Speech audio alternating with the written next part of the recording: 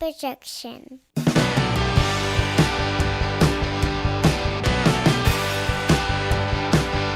It's Friday morning, and you know what that means. It's time for another episode of the Alabama Slam podcast. I'm your host, Corey Hanna. What's going on, guys? It's Patrick Akers. And we have got a shit ton of stuff to cover this week. We'll get into a little bit of WWE. We'll recap AEW Dynamite from last night, and then we're also going to give our predictions on Full Gear coming up this weekend. Let's just jump right into it. Let's touch a little bit on SmackDown from Friday night. Usos and the New Day. Just a banger of a match. Good shit. The Usos are now the longest reigning tag team champions of all time in the WWE. How long have they had it now? Gosh, I don't even. It's over 400-something days, I think, at this point. Yeah. You talk about the Usos and the New Day. These are two teams who have defined tag team wrestling in their generation. They've been swirling around each other for the entire time they've both been in WWE. And so to see them go out there and put on the match they did, this was a fantastic match. Yeah. SmackDown is still, I think, the best wrestling show going. It has a lot of forward momentum. They do all the little things right. It has just enough good wrestling, good storytelling. It's still got the belt for me for the best wrestling show. And this is, things like Usos and the New Day are a big part of that. Why? So, yeah, they had the crowd. The crowd was hot for this match. So, yeah, overall, very good. Yeah, the New Day were one of the first tag teams that I got interested in when I started watching wrestling about 4 years ago, I guess. I love their energy. I love everything about it. So it was fun to watch this match. Do they ever split them up? Man, I hope not. They kind of did when they put Biggie on Raw like a year or two ago. Yeah, there was a draft where they got split up. Yeah. But I'm talking about, do they split up, turn on each other? Because they've basically been doing the same thing now for a while. Yeah, but come on, man. Yeah, but I don't know. You have to advance that story somehow. There is also another story to be told. Xavier Woods is the only one of that trio to never hold the WWE Championship. Maybe they do that at some point down the line. That would be a nice little come full circle moment for that team. These are two Hall of Fame teams. Where I don't know where you put them on the list of greatest tag teams ever. Because, the WWE commentary, the Usos are the greatest tag team ever. Okay, well, you had the Steiner Brothers and the Road Warriors and the Hart Foundation and the British Bulldog. Like, there's a lot. Yeah. a lot of really, really good tag teams. Yeah.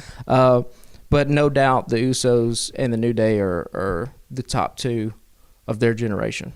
Yeah, for sure. What else do you want to cover from that night? We have the War Games match is starting to shape up for Survivor Series. I'm kind of quietly anticipating a very, very good Survivor Series pay-per-view coming up in the next couple of weeks from WWE. And, War Games is going to be a big part of that, obviously. When it was announced that there was going to be 2 War Games matches on a main roster pay-per-view that hadn't been done before, a lot of fans got excited. And then knowing that, it's going to be the Bloodline is going to be involved in one of them, who are the hottest act in the company. There was speculation, who are they going to face? We got our answer Friday night. Brawling Brutes come out. Sheamus comes back. Obviously, for War Games, you need 5 people. Sammy wasn't there Friday.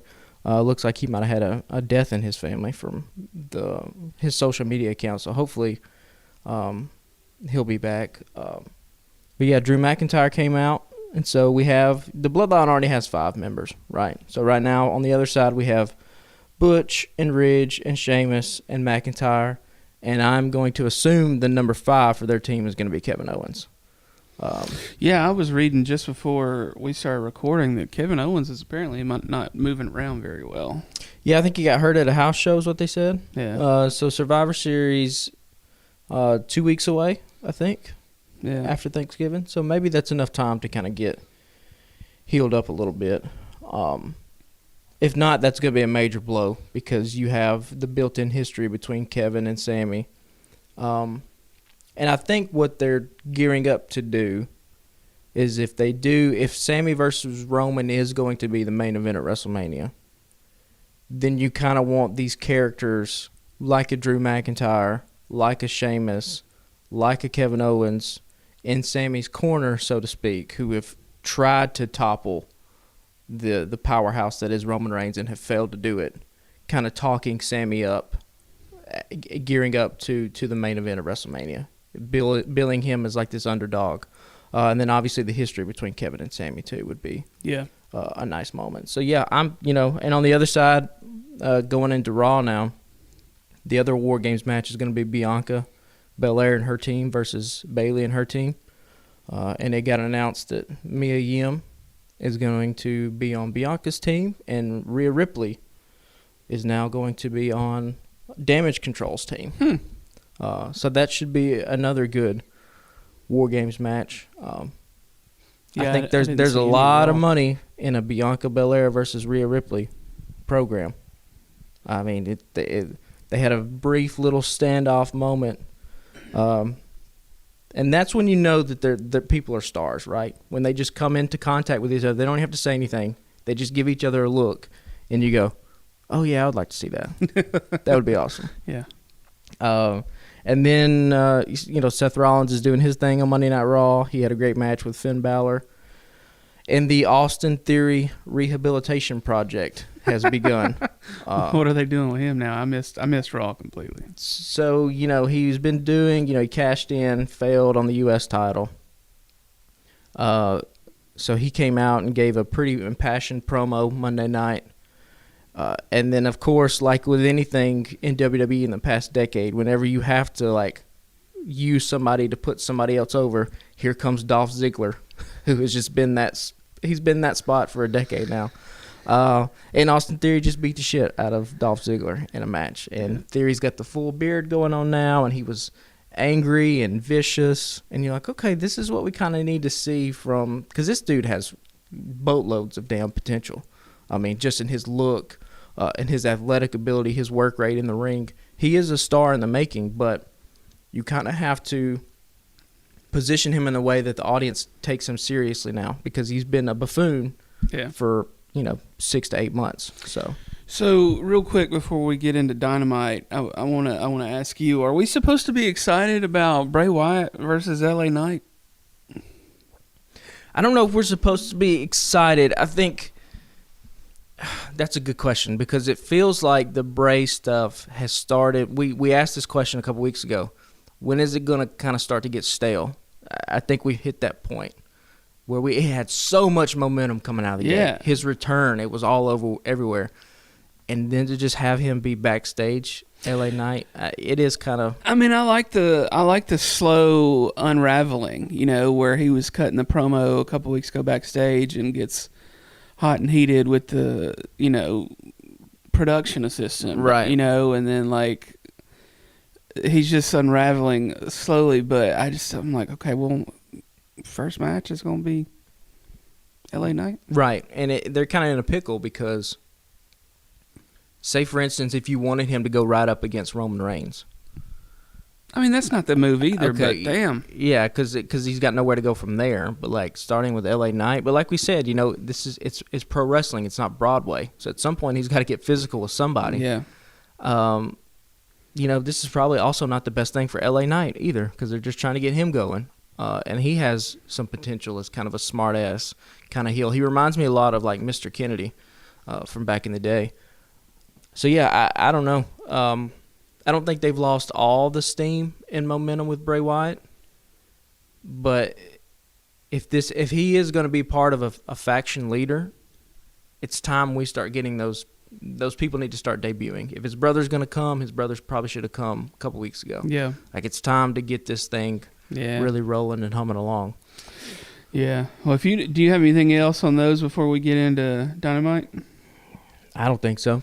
As hard as it seems like just yesterday, but once we get past Survivor Series, we're going to be straight on the road to WrestleMania. Yeah. It'll be Royal Rumble, and there we go. Yeah, seems quick, but yeah. So last night on Dynamite, started off with Chris Jericho and Sammy Guevara versus Bryan Danielson and Claudio. And again, it's like I feel like we got this match kind of last week, and then real similar thing. It was a good match. Don't get me wrong. There were a couple times where I just went, "Oh shit!" real loud in my living room. I thought Claudio tossed Sammy Guevara in the middle of the ring, tossed him just straight up in the fucking air about 10 feet. That was ridiculous. A couple great moments, but you and I were talking right before we started recording. Like this was not a real great build to Full Gear. So it definitely is the worst build to a pay-per-view since we've been doing this podcast. I think without question. I would have to go back and kind of think about and look. Is it the worst pay-per-view build they've had since AEW has been a company? It's definitely probably up there. This show feels like it has no momentum behind it. It has no energy and electricity, which I think is what drew us to the product in the first place. Yeah. It's like even if the stories didn't make sense, there was like a vibe that was underneath the whole thing where we were just kind of drawn to it. All that, for whatever reason, I don't know if it's fatigue. I don't know if it's the fact that they've had injuries pile up and they've had this whole CM Punk debacle and the Elite stuff that's kind of hung over them. There's no that vibe, that energy, that momentum has all been sucked out of this product. Do you think that the Elite being away from their EVP roles for so long had a factor? Like, do you think they were that much involved in the planning and build up? I don't know. I wish we could get more answers on stuff like that behind. Something has happened. I mean, we know that they've been there behind the scenes the last 2 weeks, but I mean, yeah, how involved could they have been? Yeah, pitching stories, because like it's the stories that the wrestling is still top notch. Sure. I mean, we'll talk about the 6-man tag that had Death Triangle and AR Fox and the Top Flight. Great stuff. Fantastic. It's just they have matches like that, and then they don't really. Then they turn around, and the way that they introduce the Elite's going to be at Full Gear is through like a shitty After Effects transition. Yeah. And you're just like, okay, well, there's something else that we could be doing here that makes this more interesting instead of just doing that. Yeah. Is it that Tony Khan is stretched thin creatively? He seems to be the sole creative force in that company. At this point, they've been going for 3 years, 3.5 years. You can't artistically, like Tony Khan is a businessman, right? And so in business, you can like just grind away at something because there's a clear objective that you're getting to, right? We have to build this rocket. So we know what we're going to do. We're going to do it every single day. Even if we get no sleep, we know what we're supposed to do. You can't really operate that way creatively because there is no definitive end goal you're trying to reach to. It's all fiction. So you're just making it up on the spot. Yeah. And you can only exhaust yourself and run yourself so thin, right? Like it's like a band. If a band's touring, like it's hard for them to record a new album while they're also touring 300 cities a year. You know what I mean? So did they get stripped of their EVP roles? I don't remember.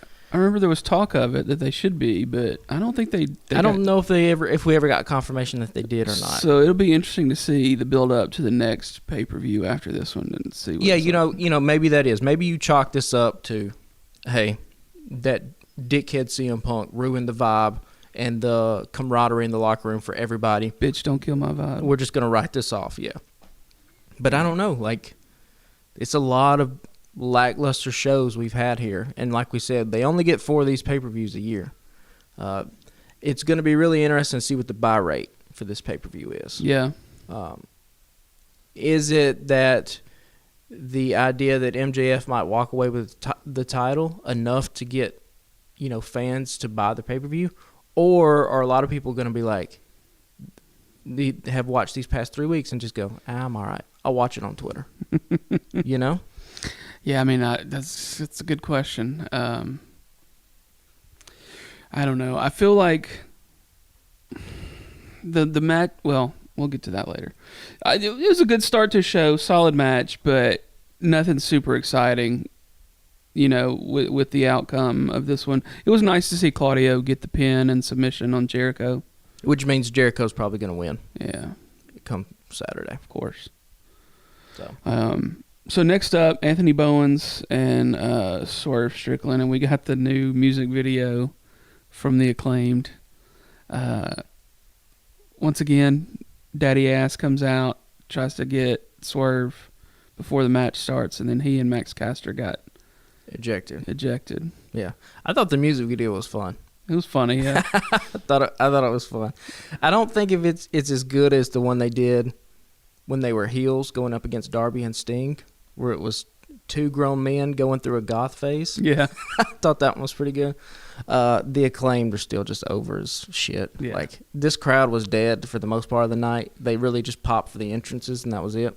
But they really popped for that Acclaimed entrance, as arenas all over the country have done now. The Acclaimed are still one of the hottest acts in wrestling.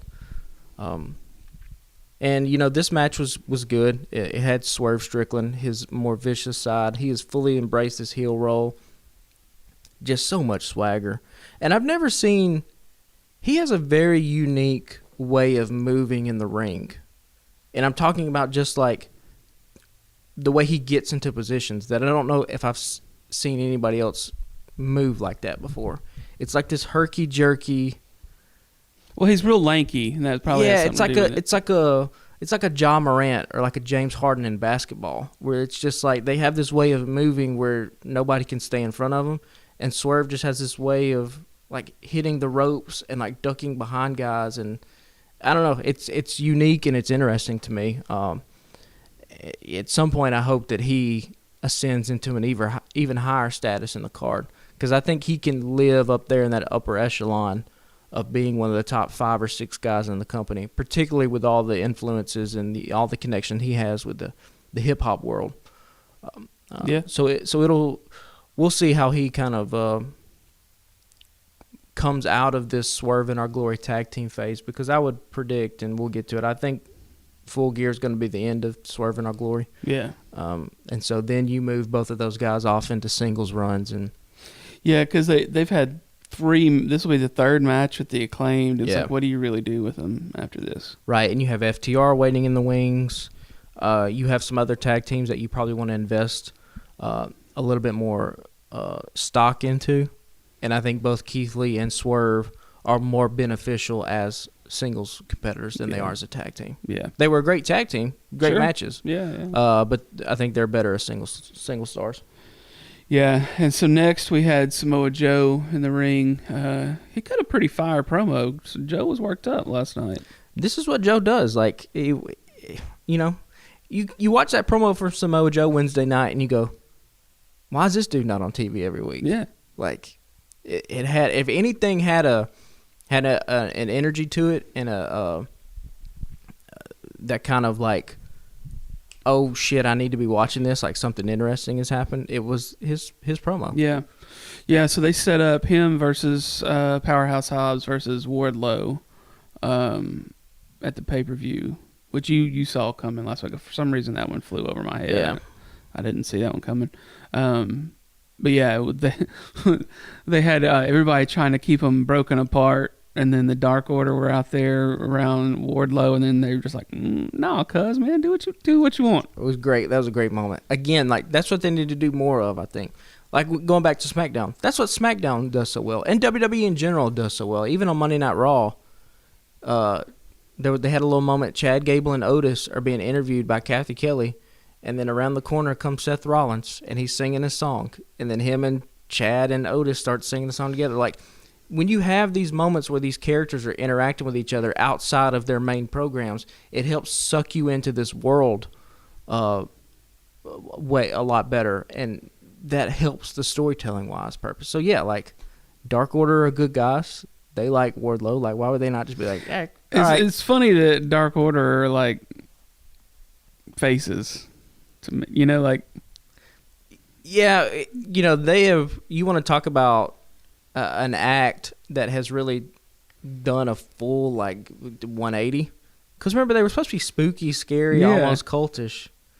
And then, of course, like, obviously you had the unfortunate passing of Brody Lee, which changed everything.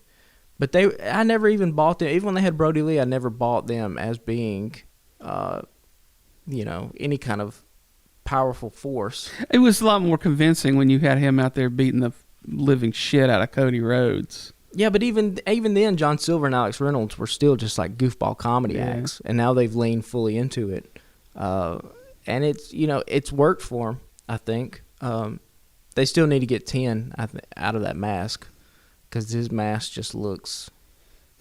I don't know. It's not. He's not an ugly dude. We know what he looks like. He's on all these wrestlers' vlogs. Well, he's teased it a couple of times. Yeah, just take him off of it. Yeah. Anyway. So next up was Britt Baker promo, and Britt has come a long way for me, man. I shit on Britt a whole lot on this podcast, but and she even kind of referenced it. She referenced like her shitty promos in the beginning. Yeah. Last night, but she just gets better and better with her promos, I feel like, and she's been the face of the women's division for a while, and she kind of had to. She had to get better. Like, yeah, I think if you were handing out a most improved award for the first time, that first AEW Dynamite to now, she's the runaway winner. There's been nobody that has grown over the course of these 3 years as much as what Britt Baker has. Yeah, unless you count the Acclaimed, and we've talked about their rise going from dark matches to putting themselves over, but it's got to be Britt Baker for them. But the Acclaimed there's other people that have carried that division, right? FTR, the Young Bucks. Sure, yeah. It's been Britt and really nobody else up until very recently, where you had Jamie Hayter come on and Tony Storm has come on. It was up to Britt to kind of carry it, and Britt was injured and was doing the role model thing. She was rolling out. She was doing the conspiracy theory stuff. Like, she was her character was evolving and changing even when she couldn't wrestle. And so I think that her promo last night was exactly what it needed to be, which is you said all this shit about me last week. It's not true. Like, I think she had a line where it's like, we've both been given the same thing, and the only thing is an opportunity. And so I'm excited. It makes me want to see this match. I think these two women are going to be motivated to kind of try to steal the show. Obviously, Saraya, her first match back, and I don't even know how many years. It's been a while. So we will, that's a dark horse candidate for maybe a show stealer. Now, obviously, these two women have never wrestled before. The chemistry can always be off. We've seen that happen before. We're like, it's a bad match, but it's really neither wrestler's fault. It's just kind of like we just didn't click for whatever reason. So, and then Saraya's promo after that, later on the show, was short and sweet, too. That's all she needed to say. Like, I'm tired of talking. Let's wrestle. I'll see you Saturday. Yeah, good stuff. Good stuff. Next up was probably the match of the night. AR Fox and Top Flight versus Dark Triangle. Death Triangle. Death Triangle. I can't fucking write. And I'm looking at this from a distance without my glasses, and I'm like, I said Dark Triangle. I was like, what the fuck is a Dark Triangle? Yeah. Death Triangle. It was nice to see Darius Martin back. He looks to be in good form. Yeah. Had some really good spots last night. I don't know shit about AR Fox, but that dude looked really good last night. AR, and they kind of talked about it a little bit last night. AR Fox has been a guy who has been a mainstay on the American independent scene for, well over a decade at this point. High flyer, has trained a lot of guys who have been in AEW. A lot of guys in AEW have taken influence from AR Fox, taken some of his moves. So it was really cool last night to see a guy like him who has just put in the work, wrestling in, VFW halls and high school rec centers all across the country, to then get that moment on a big stage and to then get the tag. He's never been on AEW Dynamite before, and he comes in and the crowd starts chanting his name. Like, we got to realize sometimes these are people, too, behind these characters. And so what an awesome fucking moment that probably is for that dude. Yeah. Who's just like, I don't even know if these people are going to know who I am. And I get tagged in and I'm standing in the middle of a ring and, there's thousands of fans who were screaming my name. You know? That's a cool moment. He had some spots last night. The springboard, Spanish fly, like that inventiveness that you've seen. Like, his influence. You see that in Darius Martin. You see that in Dante Martin. Like, so that's cool. And I'm really glad that AEW does stuff like that, where they can bring in guys, even crazy ass like Nick Gage, right? They bring in Nick Gage and he wrestles Chris Jericho. Yeah. They bring in Mance Warner.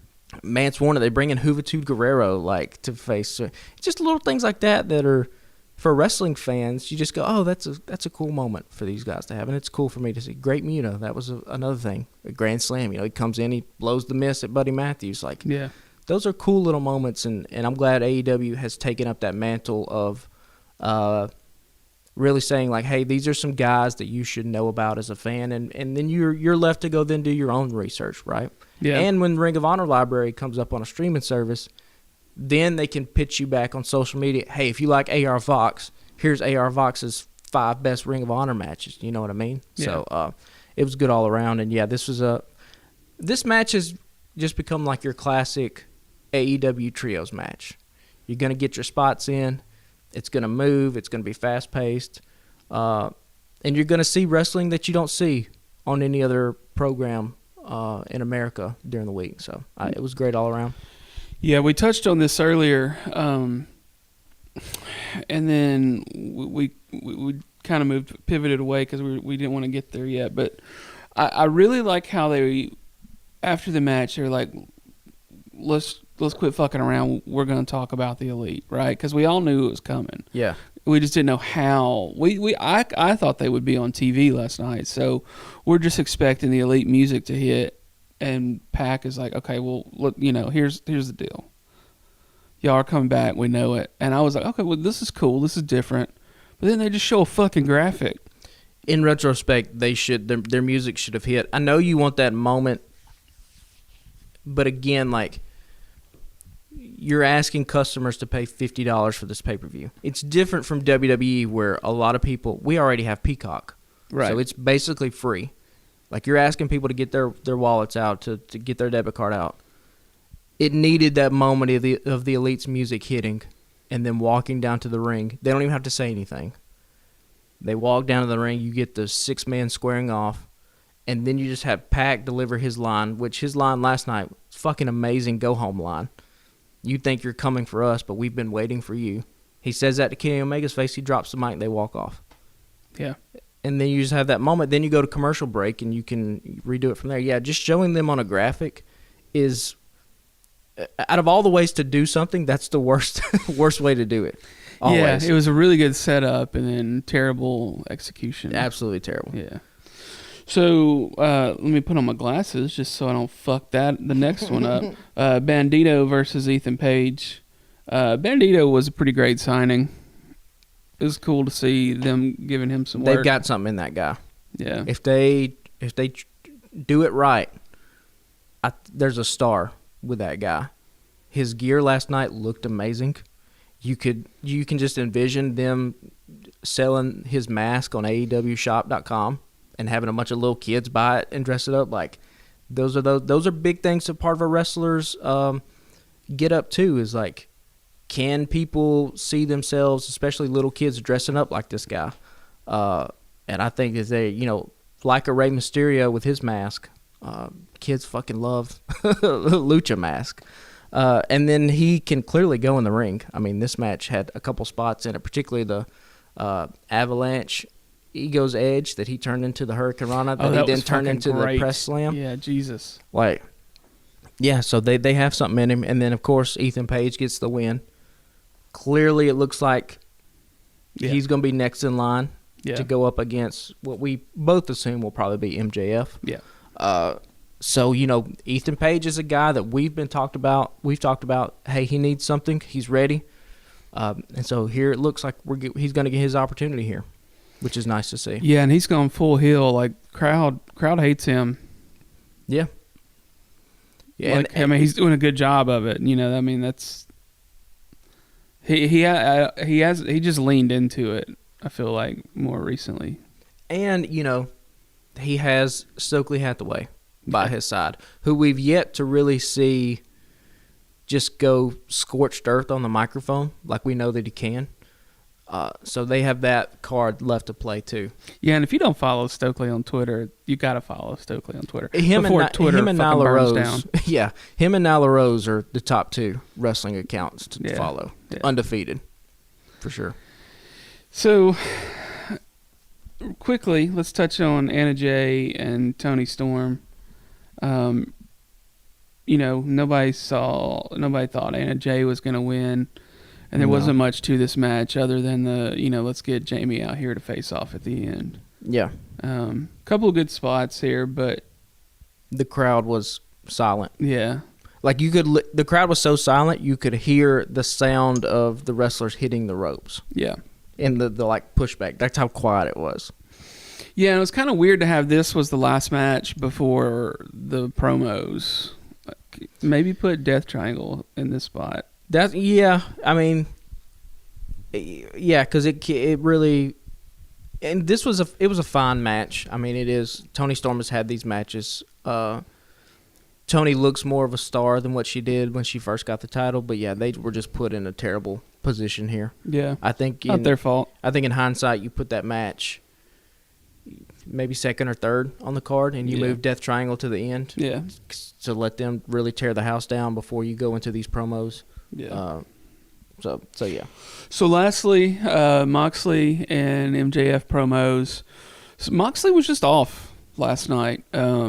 He looks like a man that needs a vacation. Yeah, he fumbled a couple of things, and it was like, blah, blah, blah, he just did. He blatantly just went, blah, blah, blah, and it was like, I forgot what he was. He said something about call it a Brian Pillman spot or something. Yeah, and then he's like, "Is the pay per view Saturday or Sunday?" I'm like, yeah. While MJF's in the ring, He needs a break. Yeah, it's time. Yeah, it is time, and this is unfortunate because again, this was the go home show for the pay per view. Yeah, and like if you were just if you didn't know anything about anything, you hadn't been watching, and you just watched this segment. And you ask somebody like, "Oh, do you want to see these two guys wrestle?" And you're going to pay $50 to watch it. A lot of fans would just be like, "No, I don't want." There was nothing there. No, I mean MJF on the other hand, he kind of redeemed the whole segment, but it just felt a little off. Yeah, I mean MJF was great, but it wasn't a great send off. No, not at all. This was by far Moxley's worst segment he's had since he's been in AEW, and particularly since he's been champion. Yeah. He let Regal hold the belt last night. Like I just think he's a dude that's like, I'm burnt out, man. I'm ready. He's tired, man. I need some time to clear my head. Yeah. And I ain't mad at it. I mean, when you go that hard for that long, you gotta get a little break at some point. Yeah, I really would have liked to have heard from William Regal because we heard from Moxley last week. Yeah. I would have liked to have had Regal been the one that had been doing the promo. Yeah, they didn't get any real resolution, or I didn't get any real satisfaction. Like, it was really great when it was MJF versus Regal there for like a week or two. Well, that's been the highlight of this build. Yeah. Like if you go back, and you ask from these past 4 weeks, what's been the best segment on AEW? It's by far been MJF and Regal. Yeah. And we haven't got any other kind of follow up face off. So I would have really liked last night if it just been like Moxley, even if he's just like, I don't have anything else to say. Regal, you got anything? Like, I'm the champion. Here, give him the microphone. And let Regal get 5 minutes. Let Regal give him 5 minutes before MJF comes out. Yeah. Before we get into the Full Gear predictions, I want to talk about how excited I am for Rampage Friday night, and that's mainly for one reason, and that is Takeshita is going to be back. Our boy's coming back, yeah. I'm hyped as shit. Yeah. I don't know how long we'll get him for, but it could just be this match. Yeah. But it'd be weird to come back to the States for one match. Well, it's going to be a live Rampage too, which is going to be even better. Because the live Rampages there's a certain element to them that the taped ones just don't have. Right. And we get Ricky Starks versus Lance Starks. And not only do we get Takeshita, but he's going up he's tagging with now I forget the Japanese guys, Akiyama, who has been a hero of Eddie Kingston's. So you get Eddie Kingston and Ortiz on the other side. That match is going to go hard. It's going to be physical. Yeah. And it'll be, hopefully, maybe if there's some fans on the fence about buying the pay-per-view Saturday, they watch that match and they go, okay, I'm convinced now. Because this pay-per-view, for as lackluster as the build could be, we know how AEW works. This thing could burn the house down. I mean, there's some all of it, you know. There's some great matches slated. Yeah, great potential. Their potential to be great. Sure. Yeah. We'll, you know, if they capitalize, that'll be a thing. But, yeah. Our boy Takeshita's coming back. Yeah, hype. I'm hyped. Having said that, you've got the rundown for Full Gear over there. Let's roll. Yeah, so let's do it. So I don't even, who knows what the order is going to be, but this is just what the website said. So first off, we have Darby Allin and Sting versus Jeff Jarrett and Jay Lethal. I thought the Darby and Sting vignette Wednesday night was also really well done. Yeah, it was cool. Darby he knows who his character is, and I would imagine he's the one calling the shots on a lot of that stuff. And I don't know, it's cool, like the body bag going, and I don't know. There's a mystique around this guy that I really enjoy. His vignettes are usually pretty cool, so yeah, it makes you wonder like how much they let him kind of just be like, hey, I got a camera. And then I love the fact that Sting is driving in his full Sting gear, with the makeup and everything. Yeah, the black and white, it's all great. This has to be Jeff Jarrett and Jay Lethal, though, right? Probably, sadly. Because, I mean, AEW has done this before where people have debuted and they just beat them right out the gate.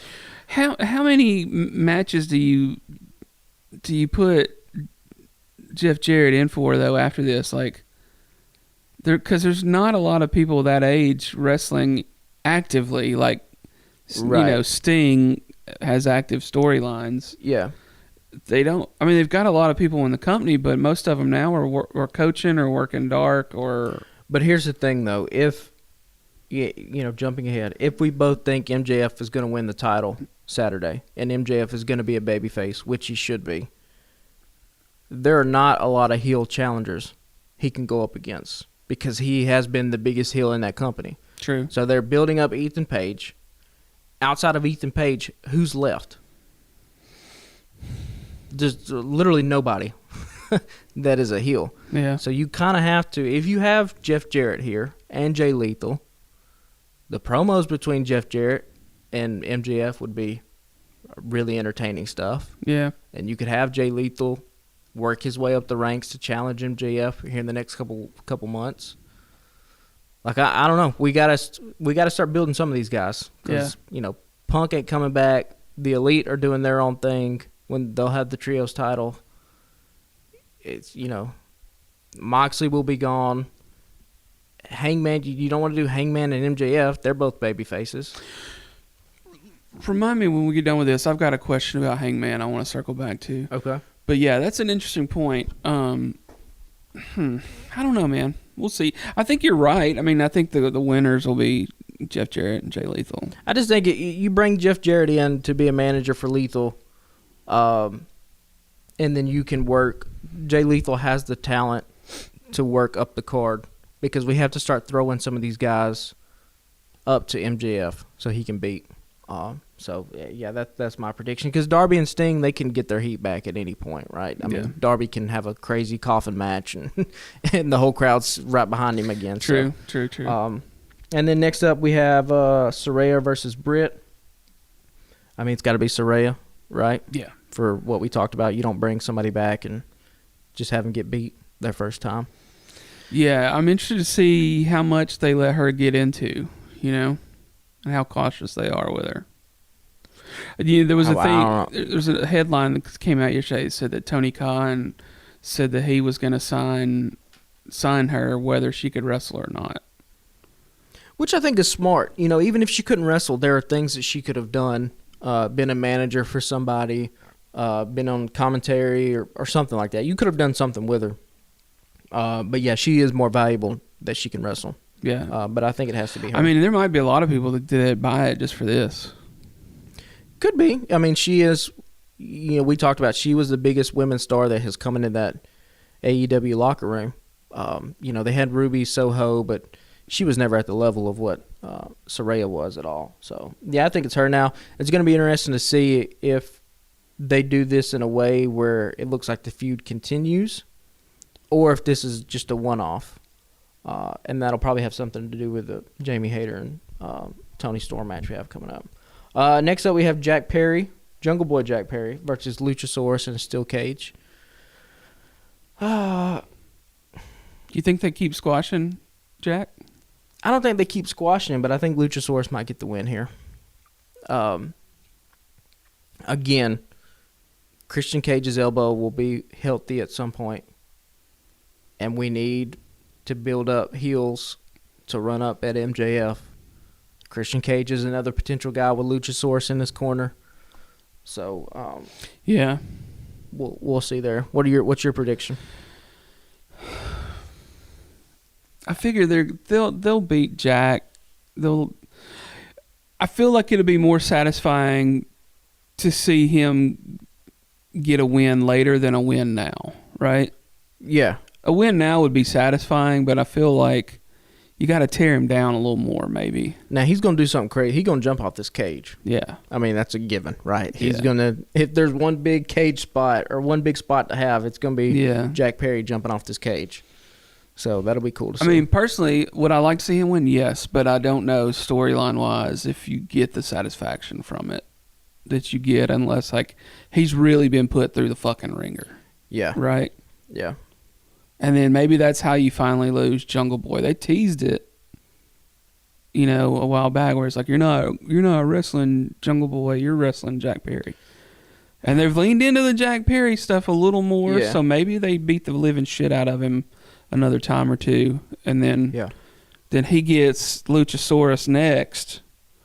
And then when Cage is healthy, he beats the shit out of Cage. And then that's the ultimate, that's how you wrap that story up, right? Yeah, could be. Yeah. So I think we're both Luchasaurus there. So next up we have for the TNT Championship, triple threat, Samoa Joe, Powerhouse Hobbs, and Wardlow. It's got to be Wardlow, right? I mean, I feel like you need to keep it on him and make him indestructible for a little while longer. Yeah, because they've done nothing with him. Right, exactly. Nothing. I feel like you got to keep him. You got to keep him indestructible at least a little while longer. Maybe till the next pay-per-view. Then you could put it on. Powerhouse Hobbs just looks so fucking good right now. He doesn't have. I don't know, man. He doesn't have the charisma that Wardlow has. I don't think. But damn, that's gonna be a banger. It could. Yeah, I mean, it could be. These three men could really get in there and beat the hell out of each other. Do they also do a thing where they put it on Samoa Joe? And Samoa Joe is double champ. Because the TNT Championship is basically the same tier as the Ring of Honor Television Championship. And so, having Samoa Joe come out with two belts, that could be cool. I just think it's going to be Wardlow. I think they have too much stock invested in him to kind of change course now. Yeah. And he really doesn't have... There's no signature win that he's had as champion. Well, there hasn't. Usually you can see a title change coming. Yeah. And I don't feel like there's been any signifier. But this could be, it could be the swerve we get where maybe Powerhouse or Samoa Joe gets the win. Yeah. Who knows? Up next, we have Jade Cargill, TBS champion, versus the self-proclaimed TBS champion in Nyla Rose. Well, I would love to see the air quote TBS champion Nyla Rose take it just to get it off of Jade. I don't think they do it. This match should be 3.5 minutes long. Yeah. And it should be Jade squashing Nyla Rose. Yeah. As much as we both like Nyla Rose and think that she's done good work, good comedy heel work here, it should be Jade just getting her and that's it. The question is, where do you go with Jade Cargill from here once that happens? I don't know who you run up against her. I mean, I got nothing. I don't. because Statlander has an ACL, right? Well, because this was probably supposed to be won't see Chris Statlander till next year. This was probably supposed to be Chris Statlander being the one that dethrones Jade, because at some point she has to lose. Yeah, she can't go her whole career undefeated. That's where they were heading. Clearly, I felt, but yeah. So yeah, I think Jade Cargill, smart choice there for both of us. Next up, we have for the Trios Championship, Death Triangle versus the returning Elite. I mean, they'll put it on the Elite. The only reason they don't have it right now is because they got stripped because they got it messy backstage. True. I'm going to go with Death Triangle, though, just because I think that's too... Putting it back on the Elite it's too obvious. And even if they do something where like Death Triangle wins at Full Gear and the Elite win and Winter is Coming or whatever, it's just like, are we really just going to bypass Death Triangle and just act like they didn't exist and put it back on the Elite? I mean, you might be right. I don't know. I just feel like it's Tony Khan. He's going to be like, I'm going to put it on. Yeah, but then, like, okay, yeah, you put it on the Elite, but then you just have to, you got to run the match back again at some point. True. I'll go Death Triangle because I just think the Elite is coming back is too obvious. Yeah, unless it's maybe like, hey, y'all can come back, but you ain't getting these titles immediately. Unless there was sort of stipulation with them being like, yeah, we think y'all are mostly in the clear, but we're not putting these titles back on you. So I'll have a caveat to my prediction. If nothing happens post-match, I'm going to go with Death Triangle. If they have a thing where House of Black's going to return, they'll be facing the Elite, and the Elite will win this match. Okay. And the Elite will be standing in the middle of the ring, having their moment, triumphant return. The lights will go black, the music will hit, and out comes House of Black to challenge the Elite. And that'll be what you do for the next 2 months, is run those two factions up against each other. So I'd be for it. Yeah, because like we said, if it wasn't for Malachi needing a mental health break, they would be it'd be House of Black versus the Elite, because House of Black would be Trios champions.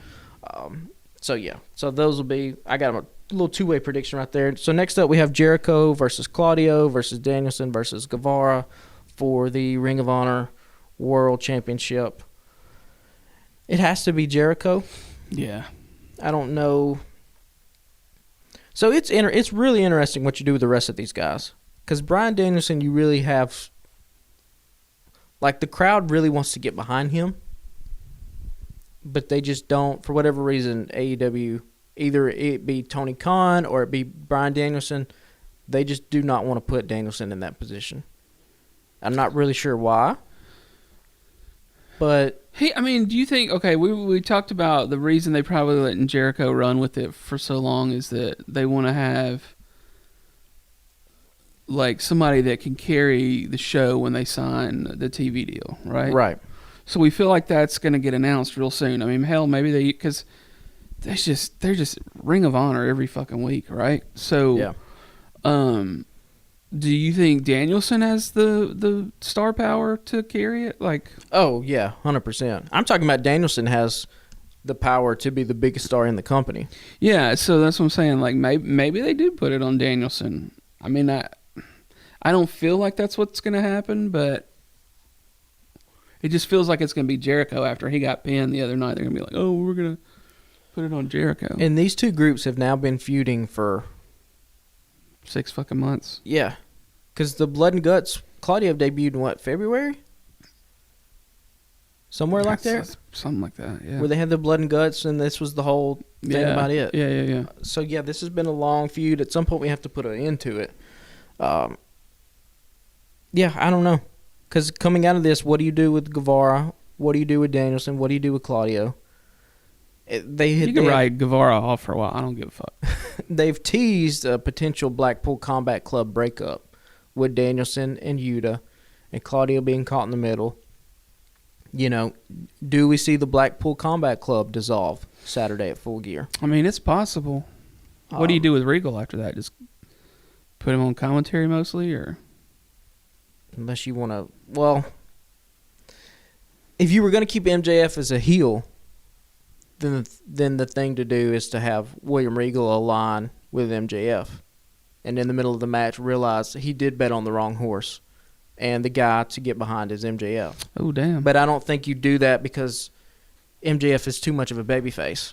MJF got to go home. He got to send the crowd home happy Wednesday. You know, like after the show ends and they have somebody come back out and do a promo. That was MJF did that Wednesday.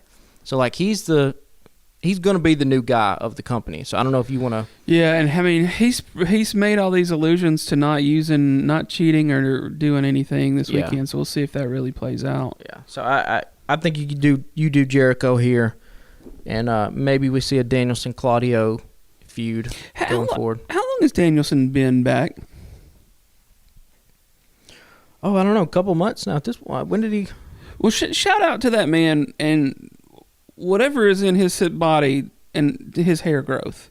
Because remember how short his hair was when he came back? He had that little shitty ponytail up at the top. Like the sides of his head were shaved near that little shitty ponytail, right? Yeah. That fucking shit is down past his chin now. That's money. That's what money will do. When you're rich, you can do things like that.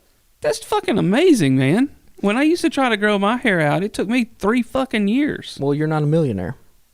If you were a millionaire and could go to like all these specialists and whatever, and they could give you supplements or whatever, it'd be a different story. It's like how when you look at Tom Brady's rookie photo, you're like, oh man, that's an ugly ass dude. When you look at Tom Brady now, you're like, he's handsome. It's like, it wasn't the fact that he was ugly; he was just poor. It was the problem. Like, there are really hardly any ugly rich people for that reason. They can just buy stuff. So next up, we have Toni Storm versus Jamie Hayter for the AEW Women's Championship. My heart wants to say Jamie Hayter so bad. Yeah. I don't think it's going to happen, though. My prediction will be Toni Storm. Yeah. Although, with the caveat being,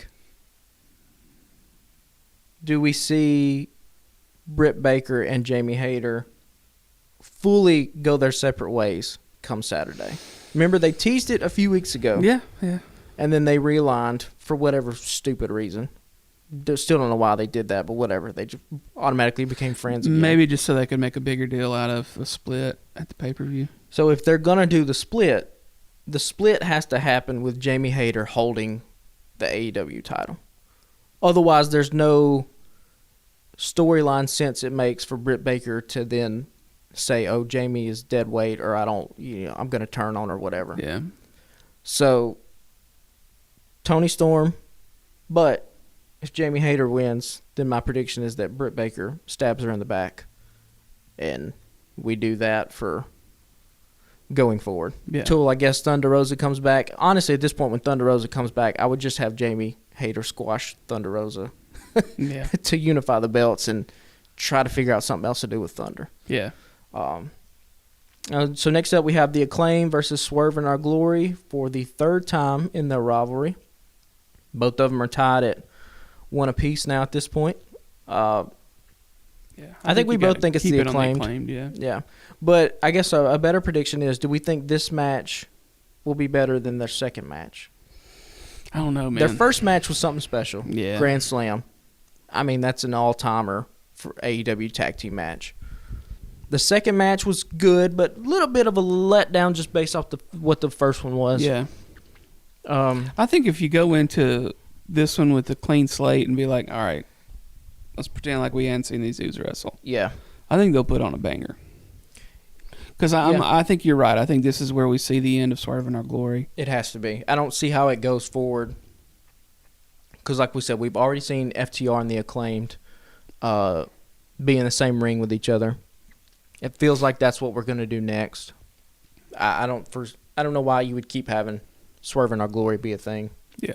After this, but I guess better yet, where I guess Swerve and Keith would then feud with each other. I mean, yeah, that'd be good. You let them have a rivalry.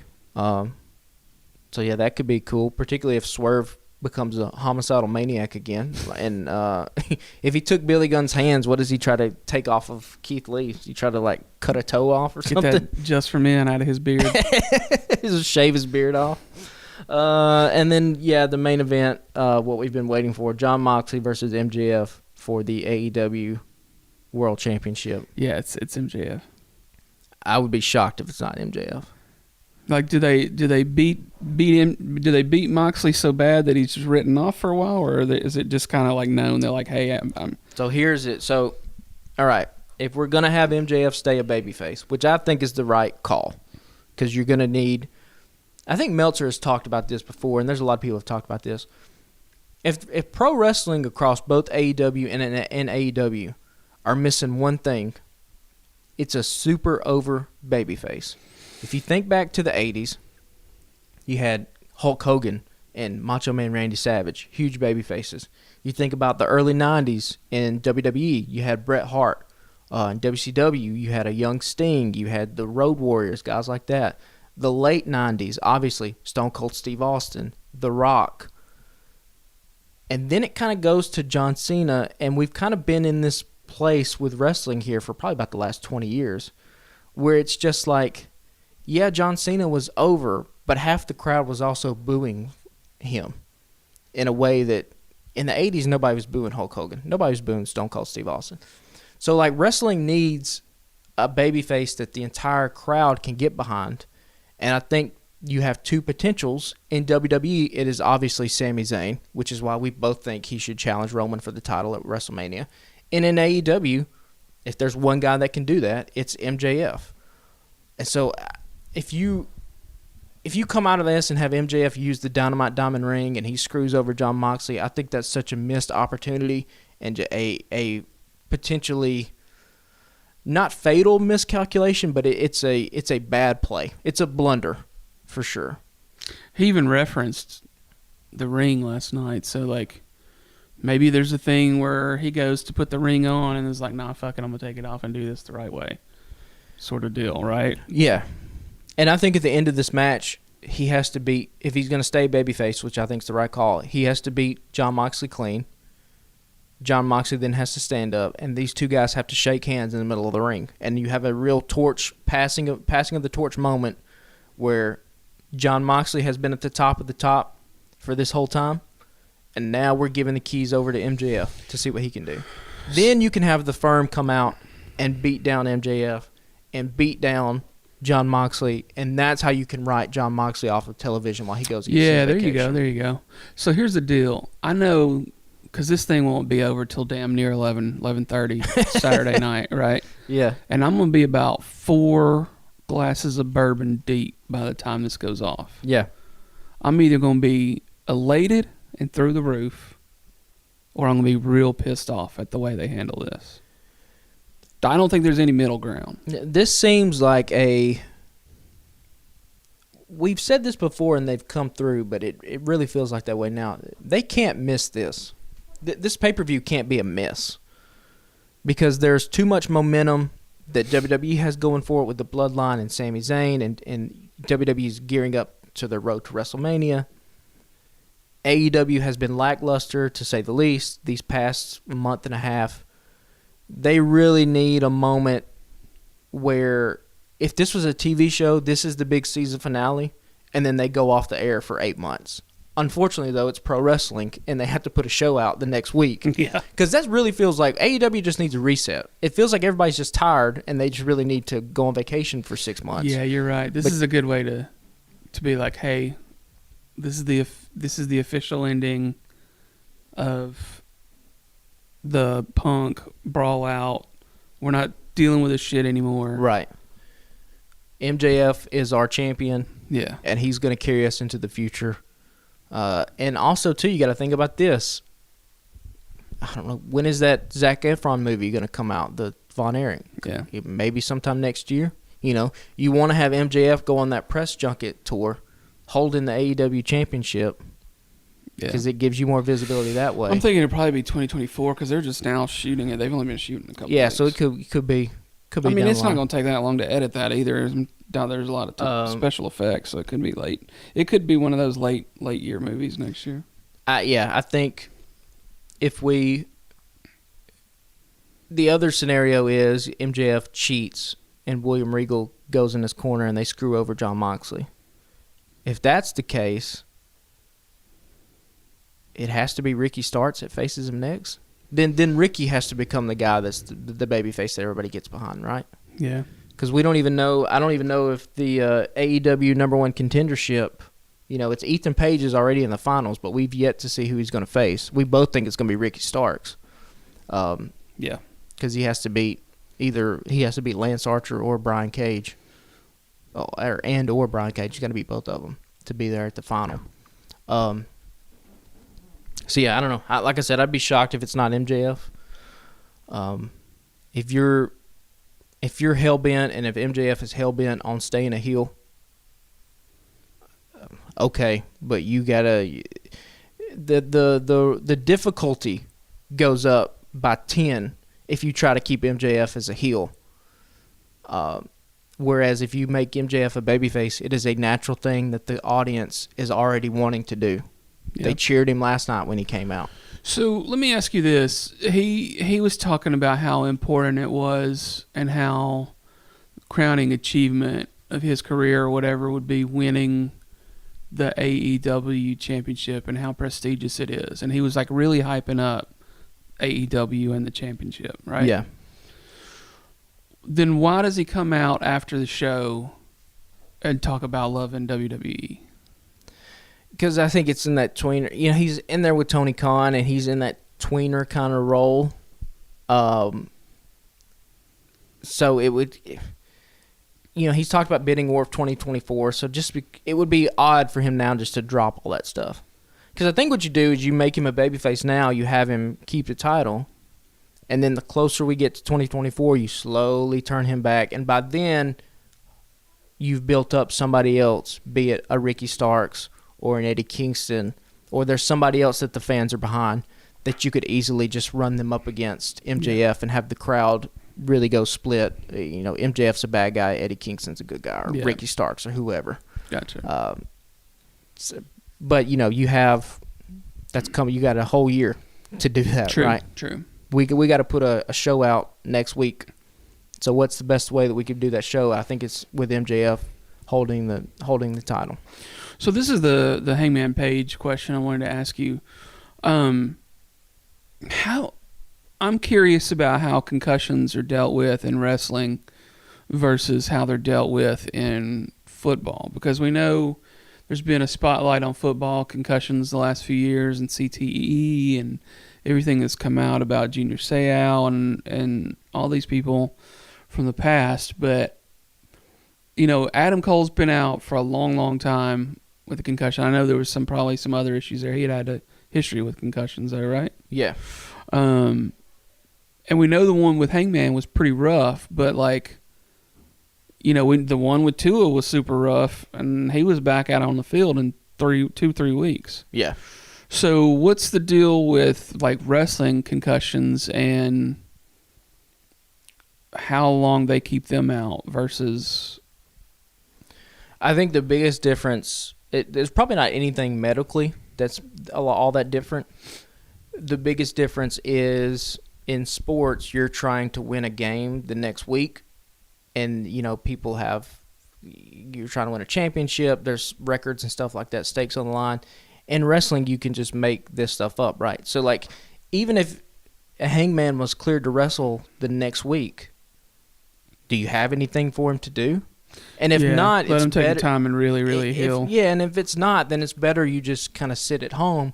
So then we can have the big moment when you come back, right? If you're only gone for a week and then you come back and you wrestle, hell, I don't know, you wrestle one of the Ass Boys. Yeah. You go, okay, well, that's a missed. Why'd I come back? Yeah, it's a missed opportunity there. Yeah, okay. That makes sense. So they're and also, you don't get the medical attention in AEW that you probably get from the billionaire owners in the NFL.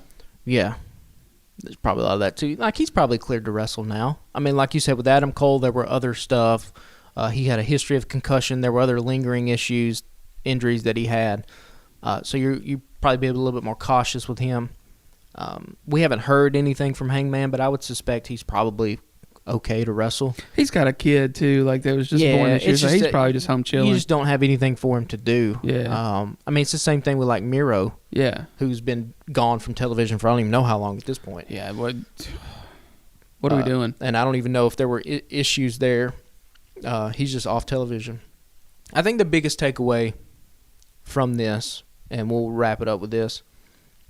AEW has a lot of pieces where you go, man, if they could just figure out the right way to use Eddie Kingston, if they could just figure out the right way to use Miro, if they could just figure out the right way to use House of Black, this wrestling program would be fantastic on a week-to-week basis, to the point where I do think you could make new wrestling fans. This product could be so hot where people could be like, hey, I know you don't like wrestling, but like, this is different. Like, come watch this. Like, look at these Twitter clips. And I think underlying, that's the biggest frustration with this company, is that like all the puzzle pieces are right there, but you're just trying to jam all this shit together. You're constantly like square peg, round hole in this thing, where you're like, man, if you could just figure out a way to make this puzzle work, there's something really, really fantastic here. Yeah. And I think that is our biggest frustration, and that's why we go into this. Because like, this card, for as good as hopefully we think it is, there's no Orange Cassidy on this card. There's no FTR on this card. There's no Miro on this card. We could see a potentially returning House of Black. But, like, I don't know. It feels, and it's still going to be a 4-hour show. And it still will be a 4-hour show. It feels like we are, I don't know. We got a Lamborghini, and we refuse to go over 35 miles an hour in that thing. And you're like, man, if you just open it up, you'd be humming down the road. So what was the thing I texted you last night? It was a line from Samoa Joe when he was talking about flapping your gums. Oh, come catch one? Come catch one. Yeah. Yeah. And even that, like, you know, the way they've used Samoa Joe, there's a better way to use him than what you have. So, hopefully, Full Gear, you put the title on MJF, you kind of reset this thing, and I don't know. I think there needs to be more creative forces with more say-so in the storytelling of the product than just Tony Khan. Because I don't know if one man can do all of this in modern-day wrestling with as much programming as what's out there and how visible everything is. You know, Vince McMahon in the 80s could do that. Even he had a booking crew, but like the fucking 80s, the show wasn't even live. You know, it was taped, and it was once a Saturday for an hour. Like, this is 2 hours of programming and pay-per-views. And yeah, and this doesn't count Friday Night Rampage. Yeah. Like, which looks to be a banger this week. Yeah, it's a lot. And so I think you need more forces there. So, I don't know. I want AEW to be good so bad. Well, there's not any good football games on Saturday night either, I don't think. Yeah. So, you know, there might be a lot of people that are like, fucking, what else am I doing? Could be. I also want to apologize for lack of a Twitter prompt this week because we're recording early, and it didn't even occur to me. Completely forgot about it. Yesterday that we should have put one out yesterday. We knew we were recording early today. It's my son's birthday, so I'm leaving work early this afternoon. We usually record late Thursday afternoon. So no Twitter prompt this week. I apologize. Chase Gillen, you're not Chase Gillen, Blue Gillen, you're forgiven. He apologized on Twitter for not. So did Chase. So did Chase. Yeah, shout out both of you guys. Y'all are forgiven. Our fan base. We have a small listenership. It's only what is it? I don't know, a couple dozen people at this point. Like, we're an early show, so we really do appreciate. Even though we make jokes, we appreciate the hell out of everybody that listens and interacts with us. And we're trying to grow this thing as much as we can, and hopefully at least we're trying to give you different wrestling analysis than maybe what a lot of podcasts are doing out there. So hopefully we're fulfilling on that. Yeah, and there's another example of not being fully into it. I mean, I haven't had coffee. Patrick sucked down a cup of coffee over there. I said Dark Triangle. I combined two of our listeners into one listener. Y'all, I'm trying to be up right now, but your boy is tired. Your boy, he's just a John Moxley. Yeah, your boy, shit. I could use a vacation too. And I'm taking 2 weeks of vacation at Christmas, so I think I got that on the brain. I'm just like, I got the finish line is in sight, and I can see it. And so I just fucked up like Moxley fucked up. That's what I'm gonna roll with. But we really do appreciate everybody, and if y'all could, we'd really appreciate y'all sharing us with your friends. Share us on Twitter and Instagram at Alabama Slam Pod. Don't know how much longer Twitter's going to be viable. That looks like it's fucking falling apart even more and more on a daily basis. There's just fucking meltdown over there right now. It looks like, I don't know if we should even fucking sign up for should we do a Facebook page for the podcast? Y'all let us know. Could it be more interactive over there? Is it more easily shareable over there? I don't fucking know. We're terrible at promotions, so y'all help us out. And follow the Alabama Take. That we got a bunch of podcasts on our little network over there. Alabama Take on Facebook, Instagram, and Twitter. And yeah, we got a bunch of podcasts happening. I usually list them all off. Y'all know what they are. We really appreciate y'all following those too. And holler at us with your predictions on what you think is happening. I'll probably be drunk tweeting during the show Saturday night. Patrick usually tries to get on Twitter, but yeah, don't know if you'll be able to get on during the show. I think I should be able to get on during the show. Yeah. Yeah. So maybe me and Patrick drunk tweeting Saturday night. I don't know. We'll see. It's usually fun. I don't keep up a lot with Twitter during the week, but I try to during the pay-per-views, and it's usually fun to watch everybody kind of shouting about what's going on. Yeah. It's usually, I feel like it's a good time to pick up followers. I'm terrible. I don't know how to do engagement or any of that. Y'all help us out, man. But yeah, we really appreciate y'all. Let us know what you think about what's going to happen, or holler at us after the show with your post-show thoughts too, man. And maybe we'll read some of that on the podcast next week. Probably record early next week, maybe, because next Thursday is Thanksgiving. Oh shit, yeah. So, yeah, we'll probably keep on your feed. We'll announce on our Twitter. We might do an early, like just kind of a post AEW. Maybe we record on like a Monday or Tuesday. It's just post Full Gear. Yeah, we don't know what we're doing half the time, y'all. We're just trying to put on a good show. We're terrible at promotions, so yeah, give us a shout and let us know what you think, man. We appreciate y'all. Later, guys.